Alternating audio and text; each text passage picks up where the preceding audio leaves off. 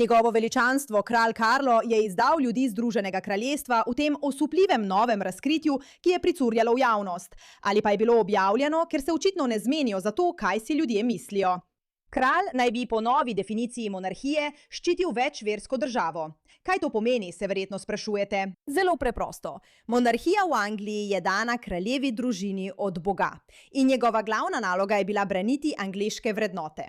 Torej krščanske vrednote. Toda zdaj, ko se v Združenem kraljestvu vse spreminja, se monarhija namesto odločne obrambe krščanstva raje odloča, da bo svojo vlogo preoblikovala v zaščito večverske države.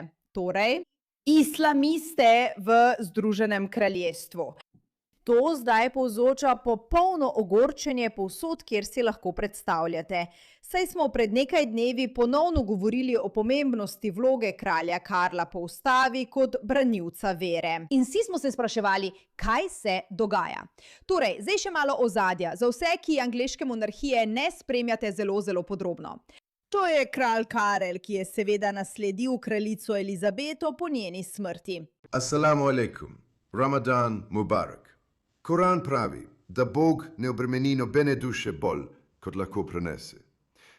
V zadnjem času se je kralj Karel obnaša na način, zaradi katerega se ljudje sprašujejo, misliš, da je morda skrivaj musliman? Ker počne stvari, ki se zdijo zelo nekrščanske za monarhijo. Na primer, povabil je na stotine islamistov v palačo za praznovanje Id.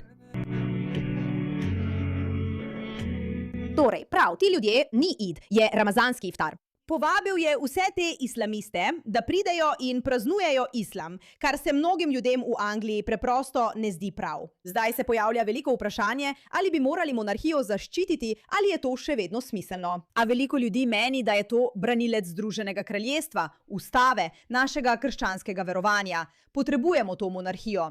A v zadnjem času ne gre samo za to, da počne te čudne stvari. Te čudne stvari, kot je praznovanje islama.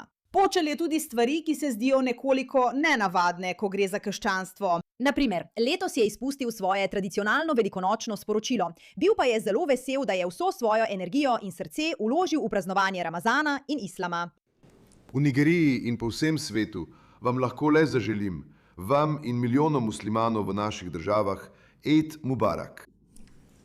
In ob tem mi dovolite, da nazdravim predsedniku in ljudem Nigerije. Naja nikoli ne zaostaja.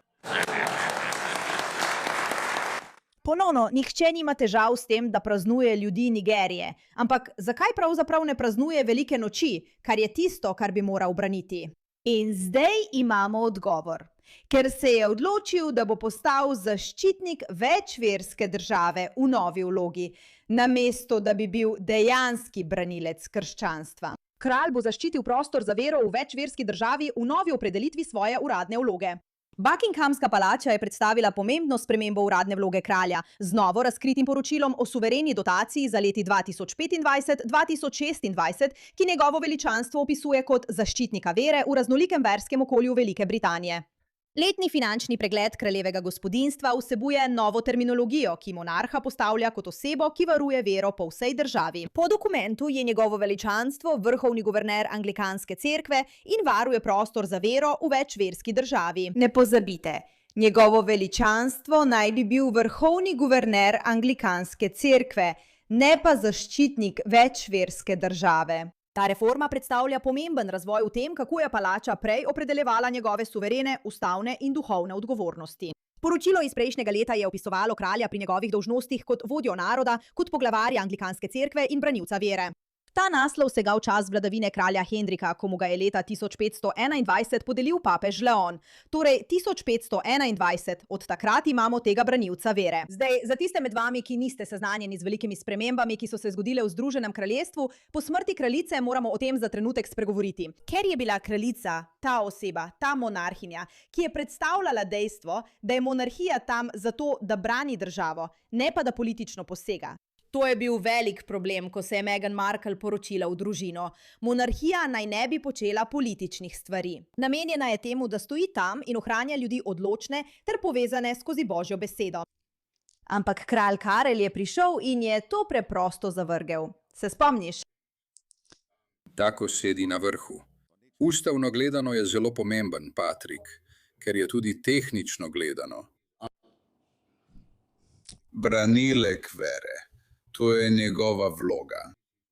Njegova vloga je braniti krščansko vero, torej njegova vloga kot monarha je braniti Anglijo pred katerokoli drugo vero, ki bi poskušala prevzeti oblast. In vendar se je odločil, da bo spremenil svoj naslov in rekel: ne, tega ne bom branil. Branil bom več veroizpovedi. In ta vera je anglikanska cerkev.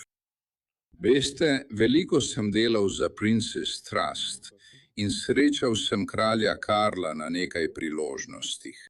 Ne vem, kaj počne ali ne počne, da bi vplival na to situacijo. Če bi bil dober človek, bi bral to poročilo in bi nanj vplival na pravi način.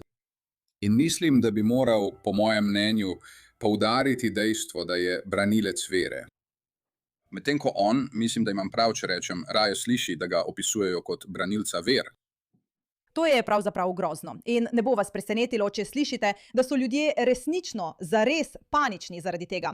Poleg dejstva, da so bili ljudje skozi leto panični tudi zaradi njegove, recimo, muslimanske zadeve. Spomnite se protislovja med njim in recimo Trumpom, ki ni monarh, ki ga je imenoval Bog. Imenovali so ga ljudje Amerike. In po vsem svetu praznujejo najbolj veličasten čudež vseh časov. Vstajenje našega Gospoda in odrešenika Jezusa Kristusa. To je on. In potem imate še tega človeka. Alejkum. Ramadan Mubarak. Dame in gospodje, medtem ko se muslimani po vsej Združenem kraljestvu in Commonwealthu pripravljajo na praznovanje Ida. Prav?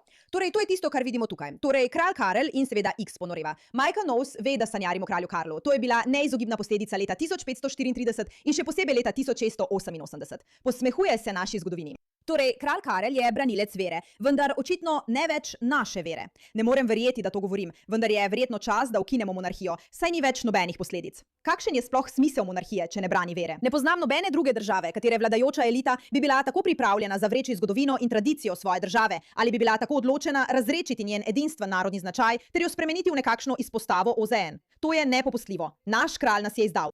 Pozdravljeni in dobrodošli v še eni oddaji Zaskrbljeni župnik. Z menoj, župnikom Krištofom Viklandom. Danes sem tukaj v Londonu, kot lahko vidite okoli mene.